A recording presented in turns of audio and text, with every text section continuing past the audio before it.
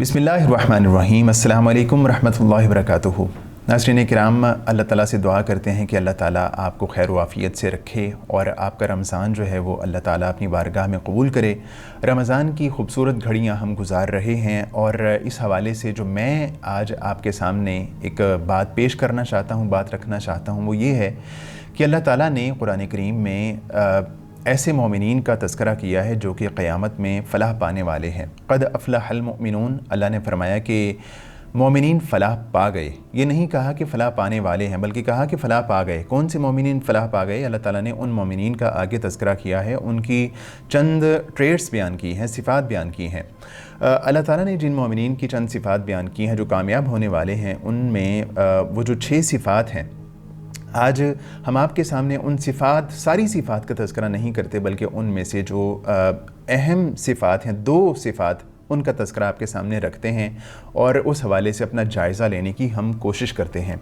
अल्लाह ताला ने जो पहली सिफ़त बयान फरमाई वो ये है कि अल्लज़ीना हुम फ़ी सलातिहिम ख़ाशिऊन, जो मोमिन होते हैं वो अपनी नमाज़ों में खशियत इख्तियार करने वाले होते हैं। ये पहली सिफ़त है। और इसी लिस्ट में जो आखिरी सिफ़त है वो है वल्लज़ीना हुम अला सलावातिहिम युहाफ़िज़ून, जो मोमिन होते हैं वो नमाज की हिफाजत करने वाले होते हैं। तो अल्लाह ताला ने जब ये लिस्ट शुरू की तब भी नमाज का तज़किरा किया, और जब इस लिस्ट का इख्तिताम किया तो वो भी नमाज के साथ किया। तो मोमिन जो होते हैं वो नमाज की हिफाजत करने वाले होते हैं, यानी नमाज, पहली तो बात यह है कि नमाज पढ़ने वाले होते हैं, नमाज छोड़ने वाले नहीं होते।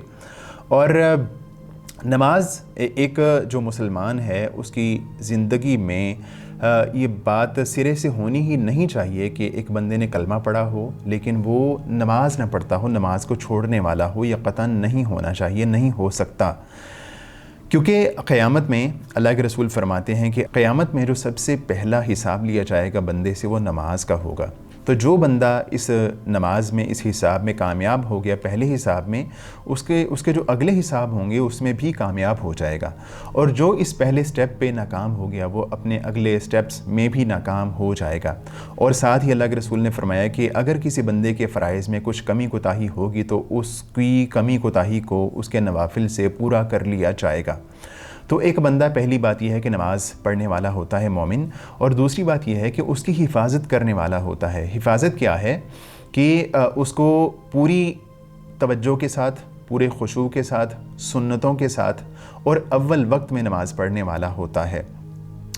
अब ये जो सुन्नतें हैं, बाज़ सुन्नतें ऐसी हैं जिनके बारे में अल्लाह के रसूल सल्लल्लाहु अलैहि वसल्लम ने इरशाद फरमाया कि जो बंदा एक दिन में 12 सुन्नतें अदा करता है तो अल्लाह ताला उसके लिए जन्नत में एक घर बना देता है।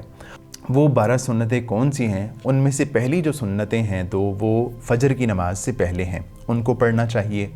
4 सुन्नतें ऐसी हैं जो कि ज़ोहर की नमाज से पहले, यानी ज़ोहर के फ़र्ज़ों से पहले, और 2 सुन्नतें ज़ोहर के फ़र्ज़ों के बाद। 2 फ़जर की, 6 ये वाली, ये 8 हो गई। 2 सुन्नतें मगरिब के फ़र्ज़ों के बाद, ये 10 हो गई। और 2 सुन्नतें इशा के फ़र्ज़ों के बाद, ये 12 सुन्नतें हो गई। इनके बारे में अल्लाह के रसूल फरमाते हैं जो बंदा इनको पढ़ेगा अल्लाह ताला उसको जन्नत में एक घर नसीब फरमा देता है, उसके लिए घर लिख देता है। तो पहली बात यह है कि एक बंदे, एक मुसलमान को नमाज़ पढ़नी चाहिए और उसकी अच्छी तरह हिफाजत करनी चाहिए, सुन्नतों के साथ पढ़नी चाहिए और अव्वल वक्त में पढ़नी चाहिए। उसके बाद जो अल्लाह ताला ने एक सिफ़त बयान फरमाई मोमिनीन की वो ये है कि वो अपनी नमाज़ों में खशियत इख्तियार करने वाले होते हैं, अपनी नमाज में खुशू खुजू इख्तियार करने वाले होते हैं। तो अपनी नमाज में खुशू खुजू कौन इख्तियार करता है? वो इख्तियार करता है जिसको पता हो कि मैं अल्लाह ताला से अपनी नमाज में क्या बात कर रहा हूँ, मैं अपने अल्लाह ताला से, अपने खुदा से क्या मांग रहा हूँ। अगर एक बंदे को पता ही ना हो कि वो सूरह फातिहा में क्या मांग रहा है, जो सजदे की, रुकू की दुआएं हैं उनमें अल्लाह ताला से क्या मांग रहा है, अत्तहियात में अल्लाह ताला से क्या मांग रहा है, तो उसकी नमाज में तवज्जो कैसे होगी, उसकी नमाज में खशियत कैसे आएगी। तो पहली बात यह है कि एक बंदे को नमाज में खशियत पैदा करने के लिए एक उसकी सूरत ये हो सकती है कि आप जो सूरह फातिहा है उसके मीनिंग्स याद करें, जो दूसरी दुआएं हैं उसके मीनिंग्स याद करें। एक लंबी हदीस आती है सही बुखारी में, हज़रत जिब्रील अलैहिस्सलाम इंसानी शक्ल में अल्लाह के रसूल के पास आते हैं और आके कहते हैं कि अल्लाह के रसूल, तरह तरह के सवालात करते हैं। ارکان ایمان پوچھتے ہیں، ارکان اسلام پوچھتے ہیں، اور اس کے بعد پوچھتے ہیں مل احسان یا رسول اللہ، اے اللہ کے رسول احسان کیا ہے؟ تو اللہ کے رسول نے فرمایا کہ الاحسان ان تعبد اللہ کأنک تراہ فإن لم تکن تراہ فإنہ یراک۔ احسان یہ ہے کہ تم اللہ تعالیٰ کی عبادت ایسے کرو کہ اللہ تعالیٰ کو اپنے سامنے دیکھ رہے ہو، اور اگر تمہارے دل میں یہ احساس پیدا نہ ہو کہ تم اللہ تعالیٰ کو دیکھ رہے ہو تو تمہارے دل میں کم از کم یہ احساس ضرور پیدا ہو کہ اللہ تعالیٰ تمہیں دیکھ رہا ہے۔ تو اس احساس کے ساتھ بندہ عبادت کرے، اس احساس کے ساتھ اللہ تعالیٰ کے سامنے پیش ہو، اس احساس کے ساتھ نماز کو ادا کیا جائے۔ تو جب بندہ اس احساس کے ساتھ نماز ادا کرتا ہے تو اس کی نماز میں خشیت آتی ہے۔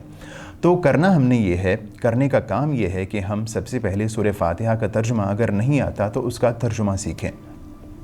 دوسری بات یہ ہے کہ ہوتا یوں ہے کہ ہم جب نماز ادا کرتے ہیں تو ہم نے کیا کیا ہوتا ہے کہ سورہ فاتحہ کے بعد مخصوص 2-4 سورتیں یاد کی ہوتی ہیں اور ان کو پڑھتے ہیں، اور اسی طرح جو آخری اتحیات ہوتا ہے اس میں بھی مخصوص 1-2 دعائیں ہم نے رٹی ہوتی ہیں، یاد کی ہوتی ہیں، ان کو پڑھتے ہیں اور اس کے بعد سلام پھیر دیتے ہیں۔ اس سے کیا ہوتا ہے؟ اس سے نتیجہ یہ نکلتا ہے کہ ہماری جو نماز ہوتی ہے وہ جس طرح ایک گاڑی آٹو پہ لگی ہوئی ہوتی ہے، کوئی چیز آٹو پہ لگی ہوئی ہوتی ہے، اسی طرح ہماری نماز آٹو پہ لگی ہوئی ہوتی ہے، اور ہم اللہ اکبر کرتے ہیں اور سلام کے ساتھ جو ہے وہ ہماری نماز ختم ہو جاتی ہے، ذرا بھی توجہ اللہ کی طرف، نماز کی طرف نہیں ہو پاتی۔ تو ہمیں اپنی نماز کو مینول کرنا ہوگا۔ مینول اس طرح کرنا ہے کہ آپ نے سورہ فاتحہ کا ترجمہ یاد کرنا ہے، اس کے علاوہ آپ نے یہ جو سورہ فاتحہ کے بعد ہم سورتیں پڑھتے ہیں، اس رمضان میں آپ کوشش کیجئے کہ زیادہ سے زیادہ سورتیں یاد کیجئے۔ اگر بڑی نہیں یاد کر سکتے تو جو چھوٹی سورتیں ہیں جو قرآن کے آخر میں ہیں ان کو زیادہ سے زیادہ یاد کیجئے، اور ہر رکعت میں الگ الگ سورت پڑھنے کی کوشش کیجئے۔ اس سے کیا ہوگا کہ آپ کی توجہ نماز میں رہے گی۔ اسی طرح جب آپ اتحیات بیٹھیں، آخری اتحیات، تو اس میں درود کے بعد ہم نے اللہ تعالیٰ سے دعائیں کرنی ہوتی ہیں، تو وہ بھی آپ یوں کیجئے کہ اس رمضان میں کوشش کیجئے کہ زیادہ سے زیادہ دعائیں یاد کیجئے، جامع دعائیں یاد کیجئے، خوبصورت اللہ کے رسول نے جو دعائیں بتائی ہیں ان کو یاد کیجئے، اور ان دعاؤں کو بدل بدل کے اپنی نماز میں پڑھیے۔ اس سے بھی کیا ہوگا کہ آپ کی نماز میں توجہ برقرار رہے گی اور ہماری نماز میں خشیت آنا شروع ہو جائے گی۔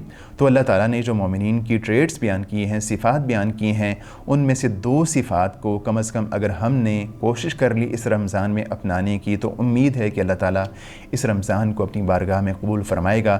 اللہ تعالیٰ سے دعا ہے کہ اللہ تعالیٰ ہماری تمام محنتوں کو قبول فرمائے اور نماز اس طرح پڑھنے کی توفیق عطا فرمائے جس طرح اللہ تعالیٰ اور اس کا رسول چاہتے ہیں۔ وآخر دعوانا ان الحمد للہ رب العالمین۔